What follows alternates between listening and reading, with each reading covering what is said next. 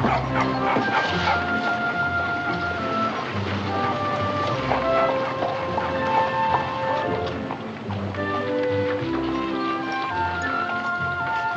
on, fly! Come on. Aw, climb eminently.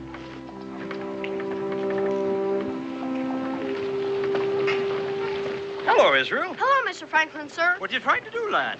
Make electricity like you said. You need a rainstorm to make electricity. Oh, I forgot. It's been my contention, it's been my belief that you have to tie a piece of metal at the top of the kite to help attract the electricity to it.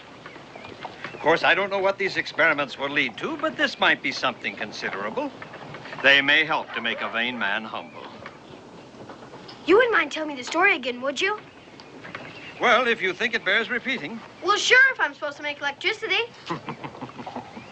Well, I was too embarrassed to walk around Philadelphia carrying a child's kite, so I decided to take my son William with me. So they wouldn't think you turned childish. Exactly. Well, we tied a piece of metal to the top of the kite, put a metal key at the bottom on the string, and off we went into the country. So people wouldn't think. People wouldn't think that I had turned... childish. Exactly. Well, in the rainstorm, the string got wet, and the electricity passed over it. The kite got up in the rain cloud. The electricity was attracted to the piece of metal. It came down through the string, touched the metal key at the bottom, And sparks. Exactly. As soon as it rains, can we make electricity? I don't see why not, Master Boone. Mr. Franklin, Mr. Franklin. Yes, Sally, yes? Oh, Mr. Franklin, the soldiers, they've come to the house. Calmly, Sally, calmly. Come along, children, come along.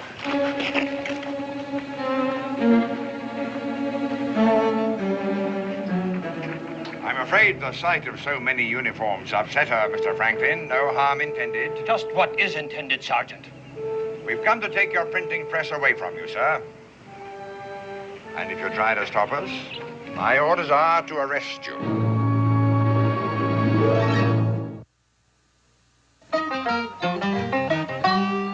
Daniel Boone was a man, yes, a big man, with an eye like an eagle and as tall as a mountain was he. Daniel Boone was a man, yes, a big man. He was brave, he was fearless, and as tough as a mighty oak tree.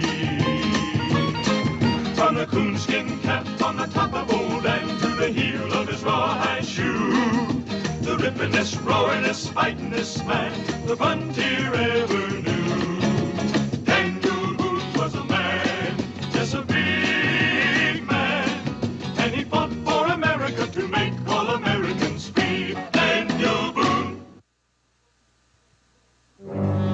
And furthermore, for printing and causing to be circulated in and around the colony of Pennsylvania such seditious, inflammatory, and rebellious pamphlets, it is the decision of the colonial governor that His Majesty's troops shall be directed to confiscate said printing press until further notice.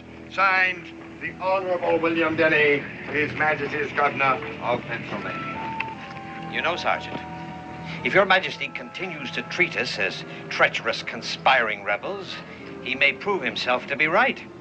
I'm only doing my job, sir. Yes, of course you are. Hey, you watch where you're going. All right, get this wagon rolling. Now, Daniel, you heard, eh? Yep. Hey, Paul, where's Cully and Walt? And the others? The wagon, the supplies. Well, we can't get them without English pounds. They stopped me at the warehouse. Said there's a new law. You can't buy any supplies with furs or anything unless you use their currency. What? No pounds, no supplies. What are we going to do, Paul? Do? I'll tell you what we're going to do, young sir. We're going to sit down and think this thing through. Now, this has been a very bad day for both of us, Daniel. In fact, the only encouraging thing about it is the ham that you brought for dinner.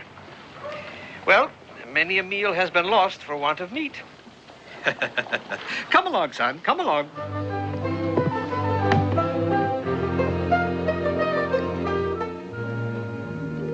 The outposts of the colony are hotbeds for insurrection and rebelliousness, which would be better off abandoned before they become arsenals for the rebel army. So Governor Denny was heard to say one evening last week. I presume that's what was on the governor's mind when he ordered His Majesty's warehouses to accept only British pounds for supplies. They mean to starve us out to force us out. Yes. Yes, very much so. But why, Pa? Well, Israel, I reckon they're afraid we're against them. Well, it's utterly ridiculous, you see. Because on one hand, England won't permit us to manufacture the goods we need for ourselves, and... Why not, sir? Well, because they want us to use the goods that they manufacture. Which we'd be more than happy to buy. Yes. Yes, we would. Well, I wish there was some way I could help you, Daniel. I understand. You could help me a great deal if you would permit Israel to stay with you a couple of days. Well, I'd be delighted to, of course. But what will you do, Daniel? People are waiting for those supplies. Yes. Yes, of course they are. Of course.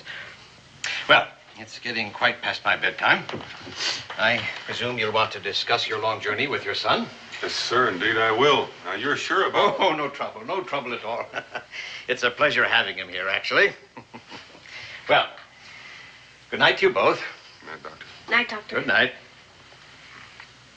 Now, Israel, you're going to behave yourself, because Dr. Franklin is getting old. Yes, Pa. I'll be back before sundown tomorrow. Pa, isn't this a wonderful house? I mean, there's so many rooms and windows and everything.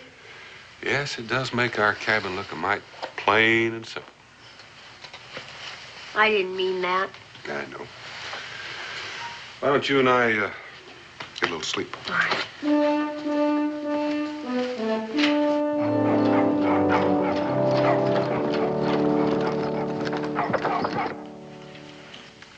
Give me it!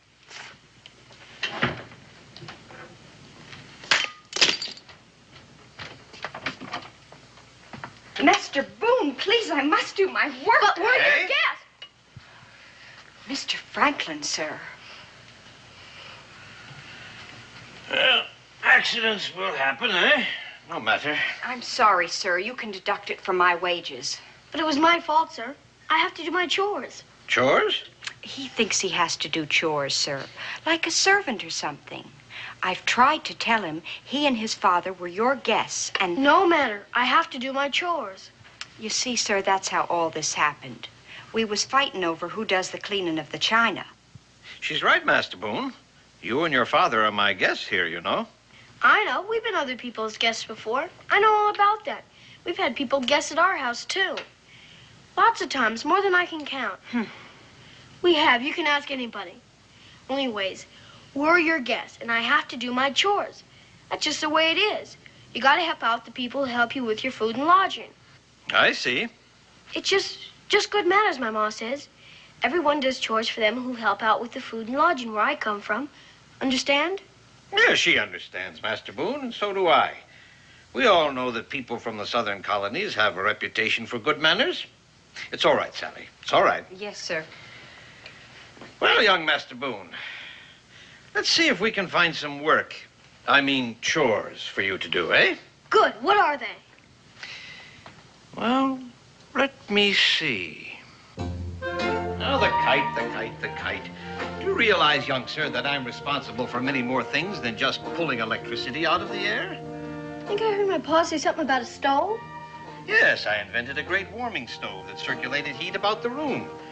I started the Lending Library, the Philosophical Society. I founded the university. I was clerk of the Pennsylvania Assembly.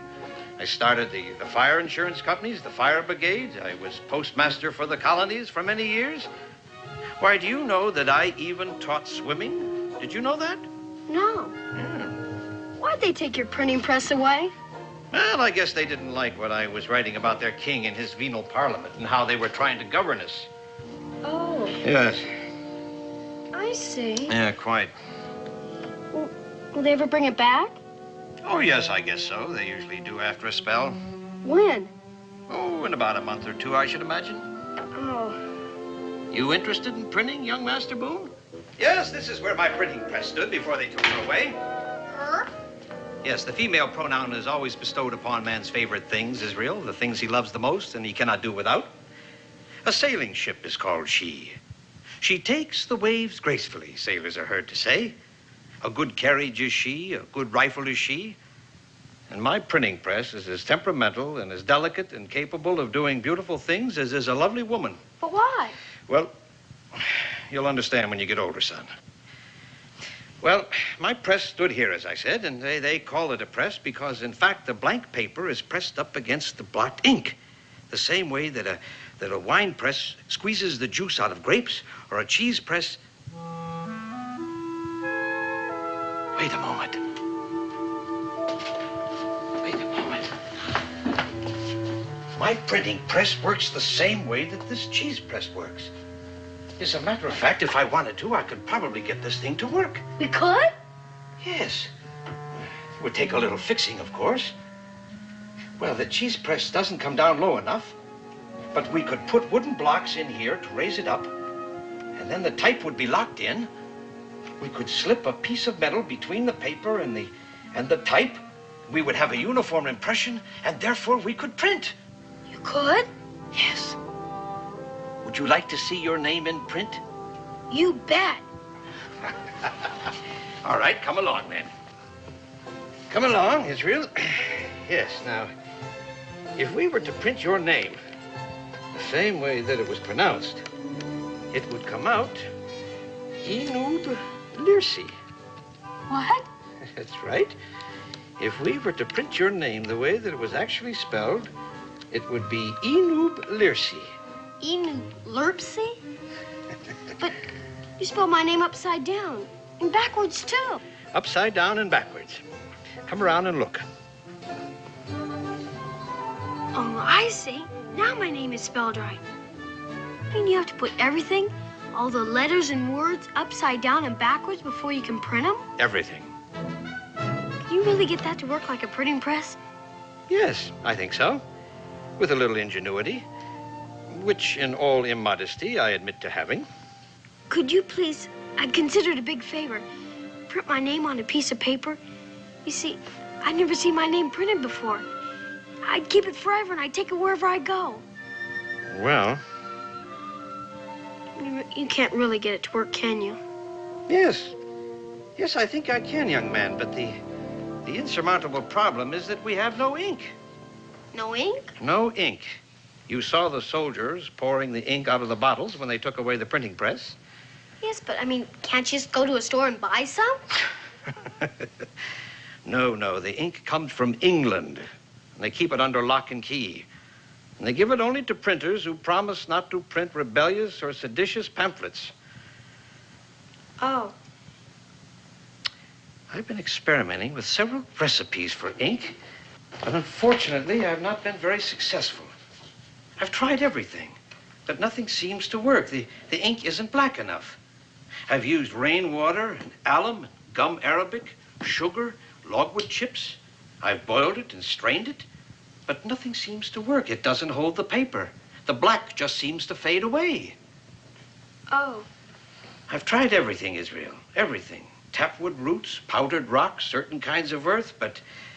It all fades away. Yes. I guess I better get back with my chores. I'm sorry, Master Boone. That's all right, Mr. Franklin, sir.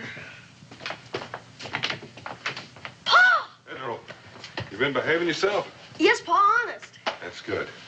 I'd like to talk with Dr. Franklin. Yes, Pa. Well, have you devised a plan? We've arranged for a fire. A fire? There's a wreck of an old hull tied alongside the wharf right next to one of His Majesty's schooners. While the guards are trying to put out the fire, we'll be loading a wagon. We have a fair chance of making it. Do you realize how many garrisons of troops there are between here and the Cumberland Gap, Daniel? Yes, sir, I do, and we'll have to take the long way around. Of course, we'll just be traveling at night. It sounds risky to me, Daniel. Very risky indeed. Once we have the wagon loaded, the men are on their way, I'll come back for Israel. Getting those supplies out of here and taking them past the guards is a very dangerous plan, Daniel. Well, if there's some other way to do it, Dr. Franklin, I'd do it.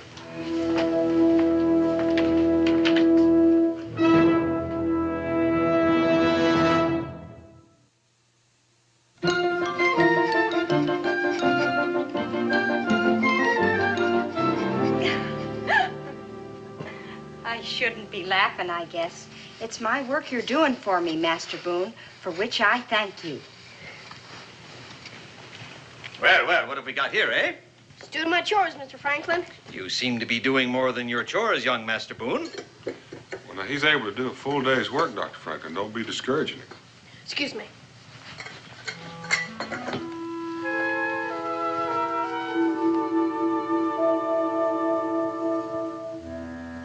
There's nothing so black as lampblack. Daniel, go out and get your supplies. Get a whole wagon load of supplies, and with money. Money? Well, where are we going to get it? We're going to print our own. But I thought... No, they may have taken away my printing press. But they didn't take away my cheese press. Put it right here, Daniel, right here. What about the ink? You said yourself, sir, that... Well, lampblack is the answer to making ink black, young man. You gave me the idea yourself. But will it work? Well, I believe so. I don't think there's any reason why it shouldn't. Dr. Franklin, you said those supplies were for British citizens only, and important ones at that. Yes, well, as long as I'm counterfeiting money, I may as well counterfeit papers for you, too, to identify you as the steward and the purchasing agent for the estate of the Earl of Norwich, a kindly English gentleman who lives some 40 miles south of the city. What does counterfeiting mean? Bogus, fake, made to look authentic, but in actuality, it's worth nothing. Now, Israel, I want you to gather all the lamps in the house and light them right away. Wouldn't it be strange if somebody walked in and saw the lamps lit and the sun's right overhead? Israel, do what Dr. Franklin said, and right away.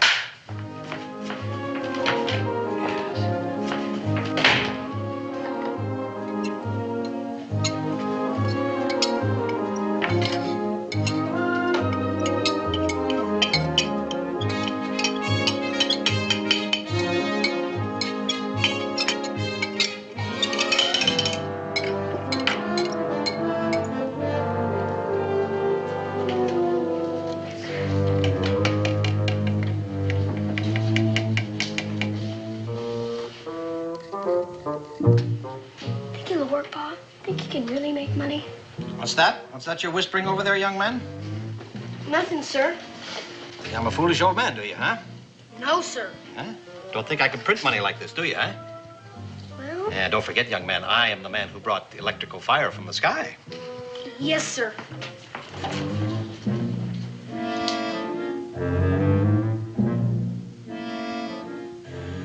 With all due respects, Dr. Franklin, I have my doubts. Daniel, I can hold my own with the best of those counterfeiters.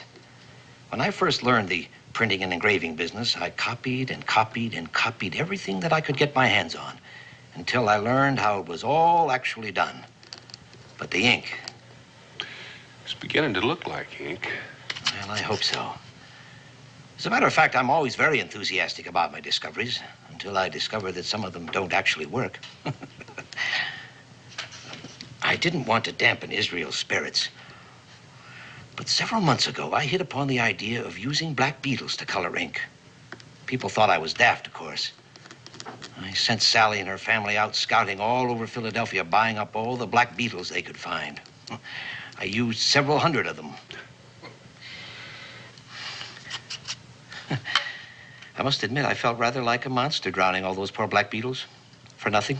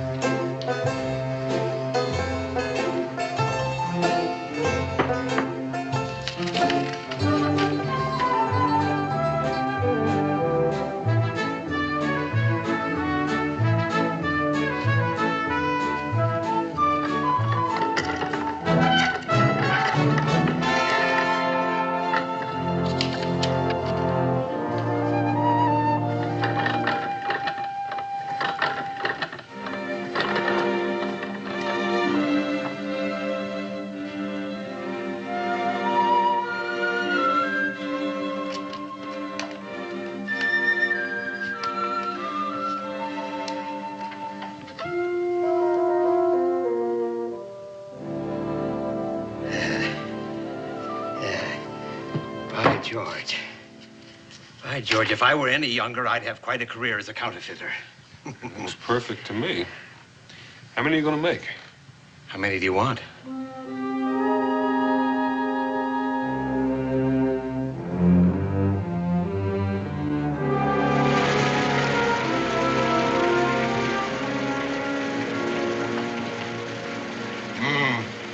I would have preferred that it hadn't rained tonight. Might prevent this ink from drying quickly. Well, I'm sure they'll dry just fine.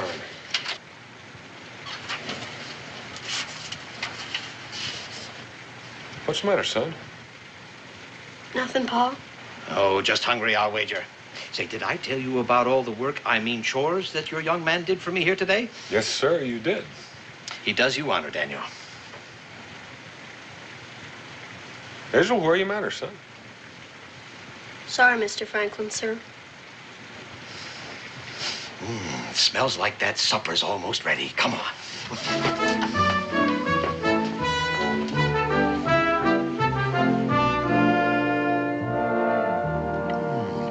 Delightfully savory, this smoked ham from your part of the country, Daniel. I shall make it last indefinitely. Yes, indeed. Next, I shall cook it in Madeira. I shall cook it in Madeira and call it ham bayonnaise. Then perhaps with brandy, known to ham lovers the world over as ham chambertin.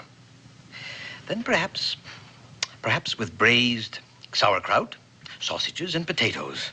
And I shall call it ham à la saucienne. And then finally, I shall have ham and pastry, covered all over with pâté de foie gras and truffles, and wrapped in dough and baked. Yes, indeed. Yes, indeed, Master Boone. There are many adventurous ways one can cook foods. Mark my word. Yes, sir. Israel, is that all you can say? What you said? I'm only used to having ham one or two ways. With lima beans or without lima beans. I'm sorry, Pa. Making money, counterfeit money. It's dishonest, isn't it? Yes. Yes, it is illegal and dishonest, sir. We shouldn't do it, should we? Israel, they're trying to squeeze us out of our homes. You know how badly we need the powder and lead and supplies, and the only place we can get it is from the British. You understand? Yes, sir, but...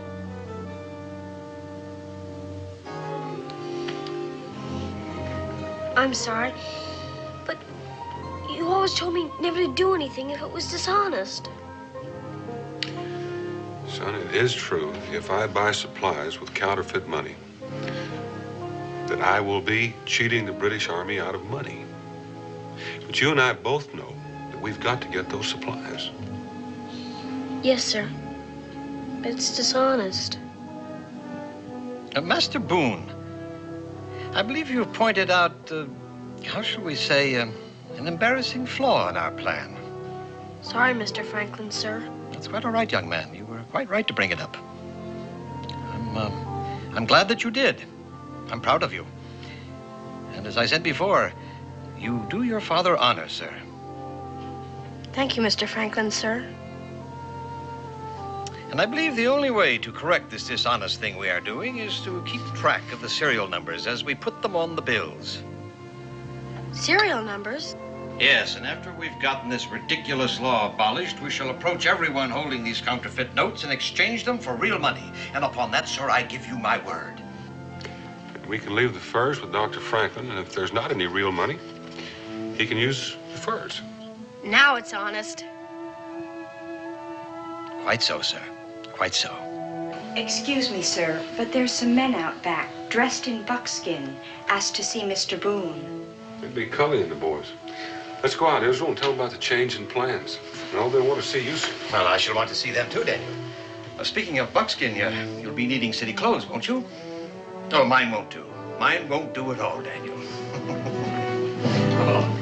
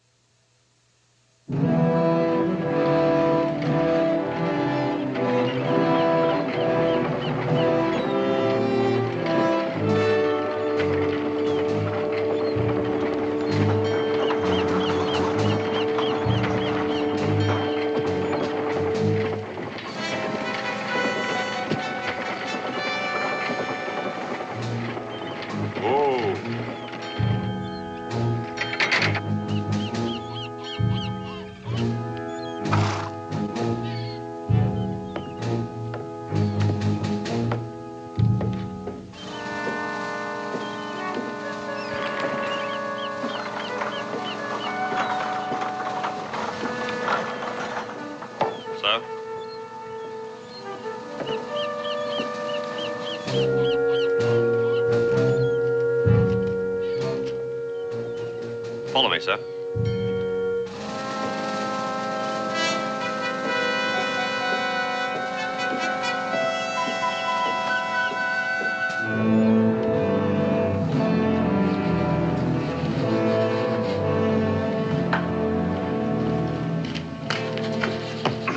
Begging your pardon, Quartermaster. Quite proper, quite proper. How is his lordship the Earl these days? The Earl, fair, just fair.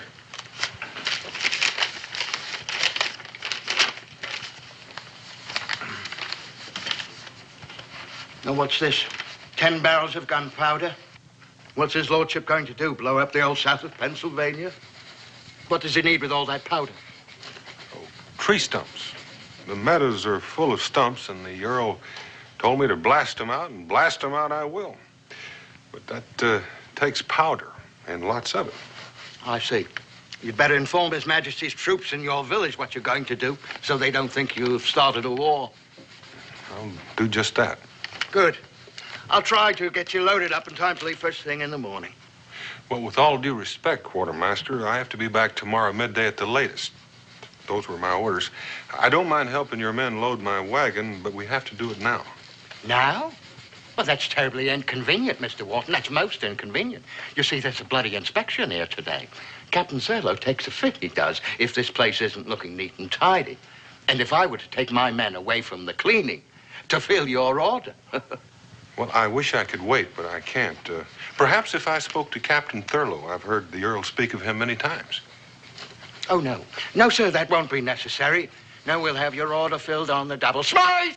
I'll just figure out your charges, sir, and we'll have the wagon loaded in a shake. Smythe, where are you, man? Sir? Here, have this order filled at once for Lord Norwich's man here. Yes, sir. My wagon is right out in front. Yes, sir. Well, that's all, Smythe. That's all. Be off, man. Tilson, that's enough. Go give them a hand with the order. Yes, sir. Would you like a sweet, sir? Oh, no, thank you, Quartermaster. Why don't you sit down, sir? It will take them a little while, of course, to get the wagon loaded. Well, thank you, but I should go out and see if the wagon is loaded properly. It's a long trip, especially at night. Oh, right you are, sir. That's a much better idea, quite. I'll be back in to pay after the wagon is loaded. Fine, sir. Right you are, sir. Whatever you say, sir. But please don't be having any talks with Captain Thurlow. Life is difficult enough here in the colonies without any trouble the likes of that. And then what happened, young man?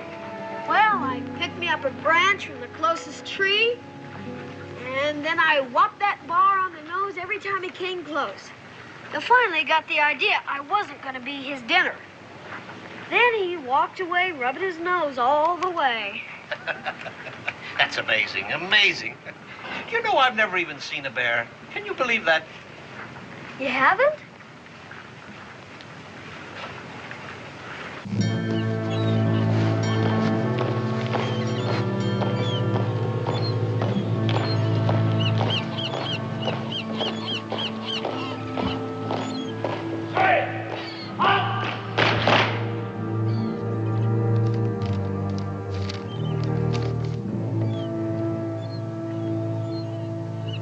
Mr. Wharton? Mr. Wharton, sir. The bill for your supplies. Quartermaster Owens has it all prepared. Yeah, sure.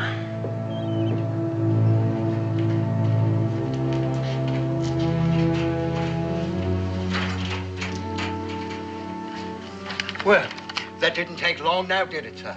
Lord Norwich will have his supplies by midday tomorrow for certain. Oh, that looks fine. That looks just about right.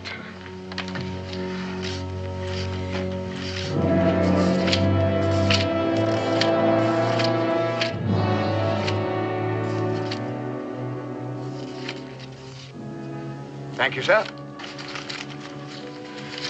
Thank you, Porter. One moment, sir. You don't want to go back to Lord Norwich without me marking the order paid in full, do you? Your governor wouldn't like that one bit, now would he? No, he wouldn't. There you are. There you are, sir. Thank you, Quartermaster. All right, men, in here.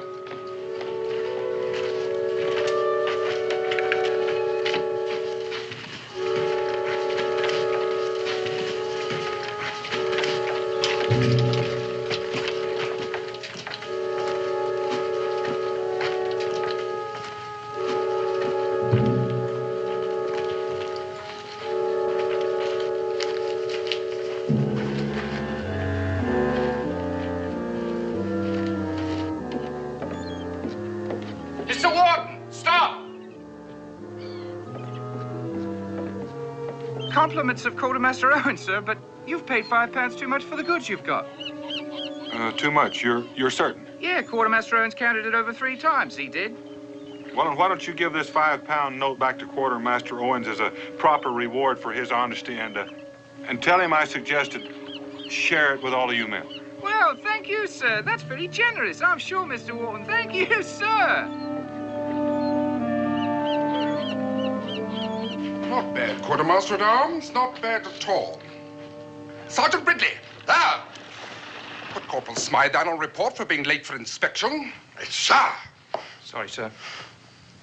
What have we here, Sergeant Ridley? A chimney sweep in our midst. Salute the sergeant, Corporal Smythe. Pretty filthy, I'd say, sir. Filthy. Well, I'll be dipped. Rather disappointing, Quartermaster. Smythe turning out like a gutter snipe.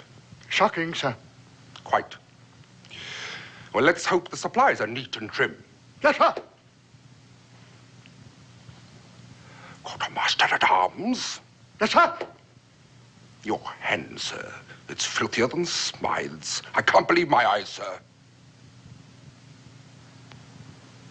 I can't believe my eyes either, sir. It seems that you two have had your hands in the same chimney. What have you touched that I have too? Nothing, sir. Except What's this? Mr. Wharton insisted I give it back to you. Mr. Wharton? The steward of your friend, sir, Lord Norwich. Lord Norwich's steward's name is Browley, not Wharton. Fresh, homemade 5-pounders, Quartermaster. Oh, that can't be, sir. Mr. Wharton's. Get me the cash box, Smythe. I told you Lord Norwich's steward's name is Browley. Who's this fellow you keep calling Wharton? I told you, sir. Sergeant Ridley. You saw him. The tall fellow. He was leaving just as you came in. Yes, the tall man. Yes, I've seen him before, somewhere, sir. That man gave me counterfeit money for the supply, sir. Counterfeiting the king's money is a hanging offense, Quartermaster Owens. Smythe, take 5 men, run down that man who stole the king's supplies with counterfeit money. You know what he looks like. Yes, sir. Go with them, Sergeant Ridley. Yes, sir. We can't have a counterfeiter roaming around the countryside with a wagon load of His Majesty's supplies now, can we, Quartermaster? No, sir. Dismiss the inspection. Yes, sir.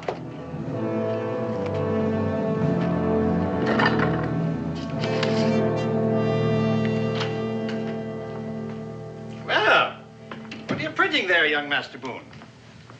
Begging your pardon, Mr. Franklin, sir, but you'd laugh. Oh? Well, you'd have the right to laugh, too. Very well. Very well, young man. I was only trying to be of some assistance. You know, sir, half the fun of printing is doing it yourself. I understand, son. If my youngest son, Francis, had lived, he would have probably have said the same thing.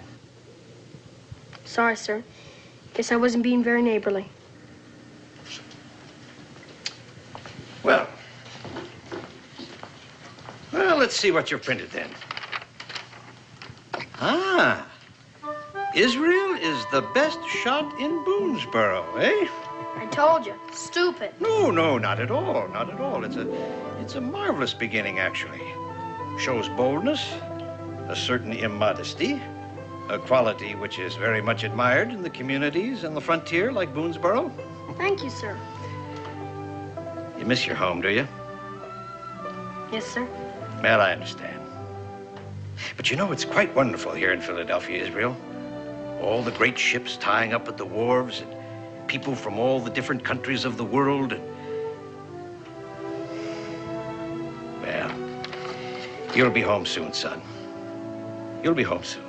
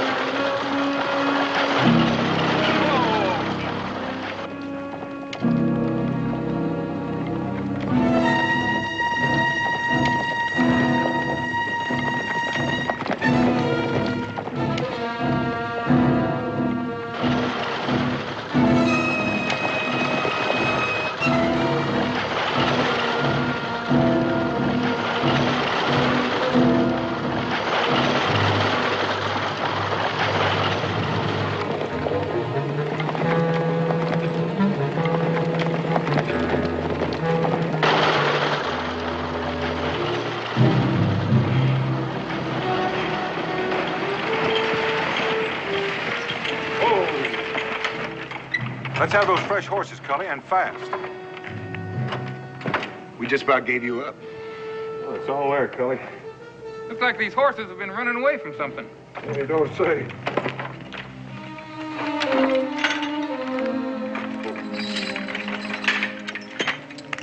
Walt, you better keep an eye peeled.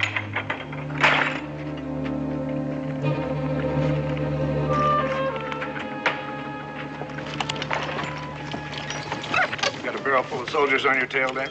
Only 6 or 7. That's about 2 each. Not this time, because you're going to be hightailing it through the Cumberland Gap.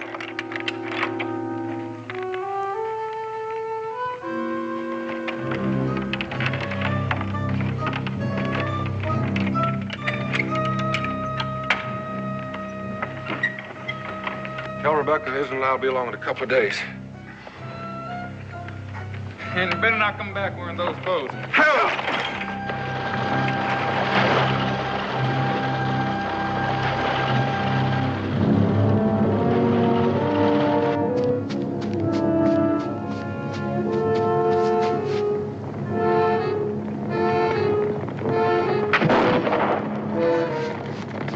There he is! After him!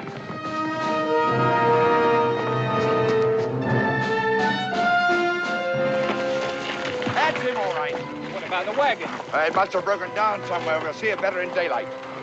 You can't get the horses through that thicket. Then we'll follow on foot. Dismount. 2 of you stay here, look after the horses. The rest of you, head out, get out for him.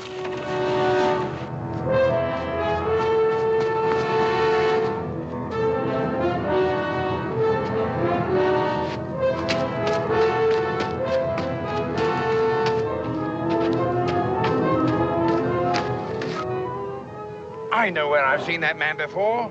At Benjamin Franklin's house. He's a friend of Franklin's. I better tell Captain Turtle.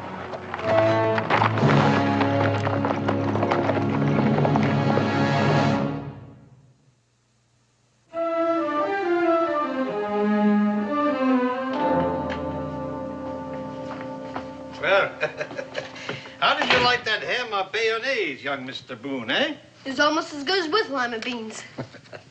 Well, we'll clean up in here tomorrow, Israel. It's quite past your bedtime, you know. I wasn't expecting anybody. Who can that be?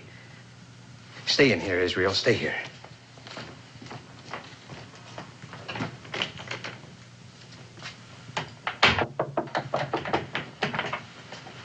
Answer the door, Sally. Yes, sir. Good evening. Please tell Mr. Franklin that I'd like to see him, would you? Tell him yourself, Captain. Quite. Sergeant Ridley, Sir. remain here and permit no one to leave the premises. Yes, sir. All right, you two, round to the back. Keep an eye on the back door. This young lady will show you the way, won't you? It's all right, Sally. It's all right. Yes, sir. Come along, Captain.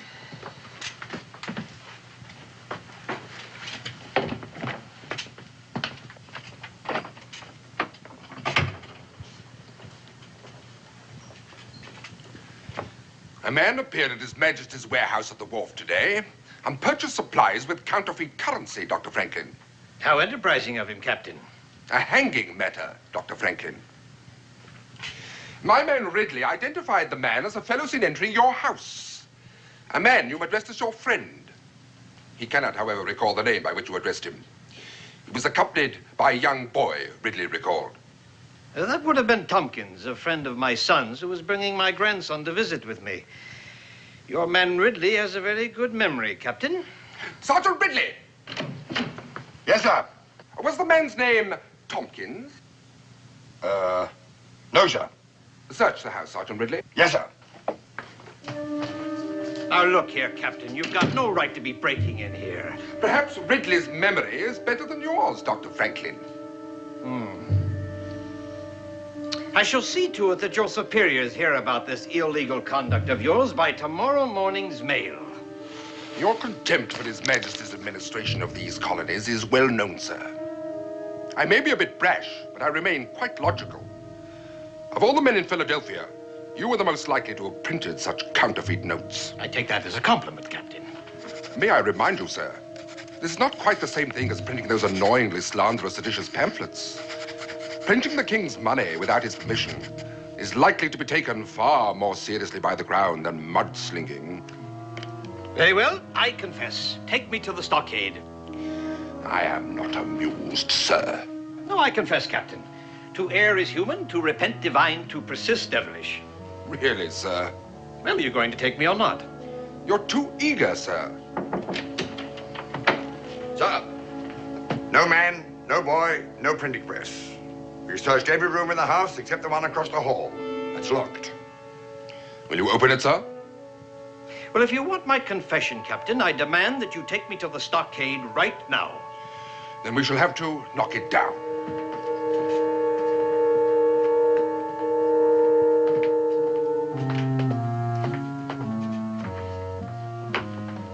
I will confess to counterfeiting those notes, Captain, only to Governor Denny himself. What are you trying to hide in here, sir? Nothing, sir. That is my workroom where I do my experiments. Sergeant Ridley's memory is so good, perhaps he can describe it to you. Will you or will you not open it, sir? If you forcibly enter that room, I will confess to nothing. Do you actually expect me to believe that you will confess? Really, sir, I've read your pamphlets. I wouldn't for a minute allow you to attempt any of your tricks on me. Knock it down. There.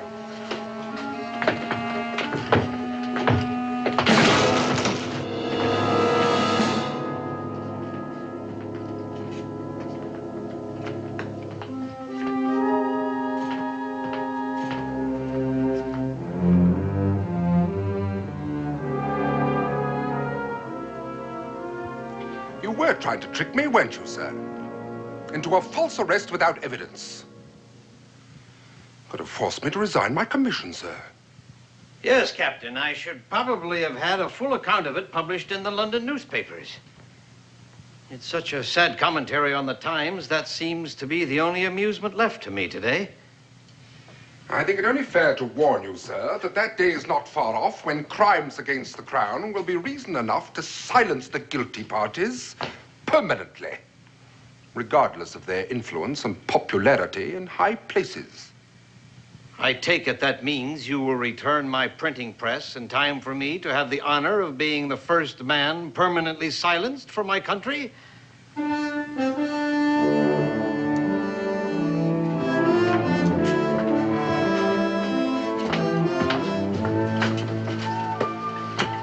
Would like to, sir.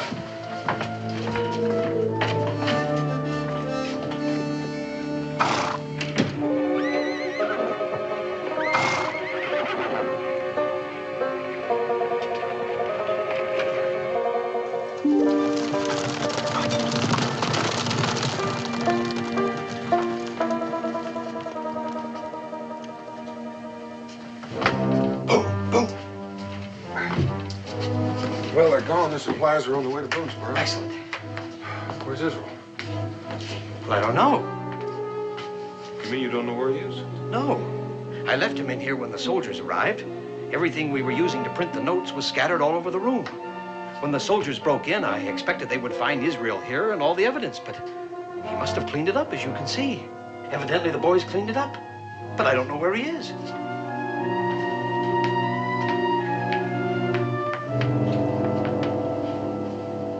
Israel?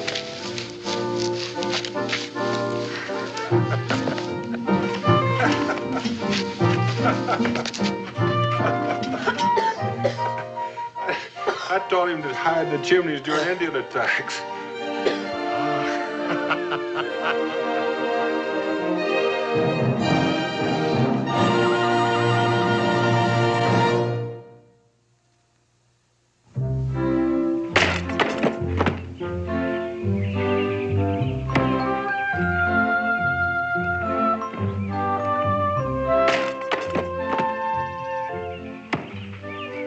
This enough?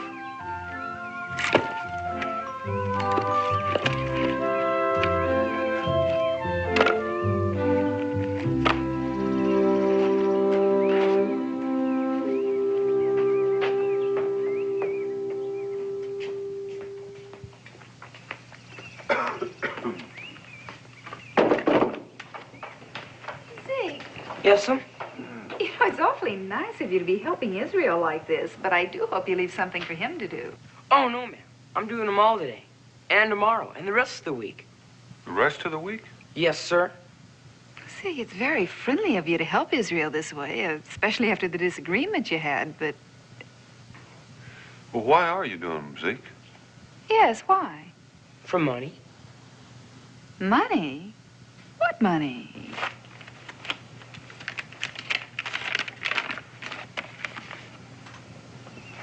An Israel Boone £1 note? It's signed with Benjamin Franklin, and it has a real serial number on it.